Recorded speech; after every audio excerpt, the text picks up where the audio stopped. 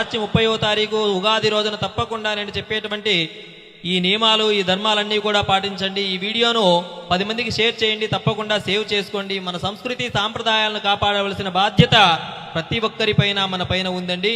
ఇక బ్రాహ్మీ ముహూర్తంలోనే ఈరోజు తప్పకుండా నిద్ర లేచి శిరోస్నానం చేయండి, అంటే తల స్నానం చేయండి.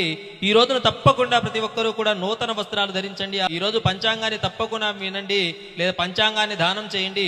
ఈ రోజు మనకు ఉగాది ఆదివారంతో వస్తుంది కావున తప్పకుండా గోధుమలు కానీ గోధుమ పిండి కానీ సద్బ్రాహ్మణులకు దానం చేయండి. స్వయం పాకాన్ని దానం చేయండి. ఈ రోజున పెద్దల యొక్క ఆశీర్వాదాన్ని తప్పకుండా తీసుకోండి. అంతేకాకుండా మీ భార్య ఉంటారు కదండి, ఆమెను తప్పకుండా ఈరోజు గౌరవించండి. ఆమెకు కూడా నూతన వస్త్రాలు కొనించండి. తద్వారా మంచి జరుగుతుంది. అమ్మవారి అనుగ్రహం మీ పైన ఉంటుంది. ఈ రోజున ఏదో ఒక పురాణాన్ని వినండి లేదా చదవండి. తద్వారా మీకు మంచి జరుగుతుంది. అన్నదమ్ములతో అందరి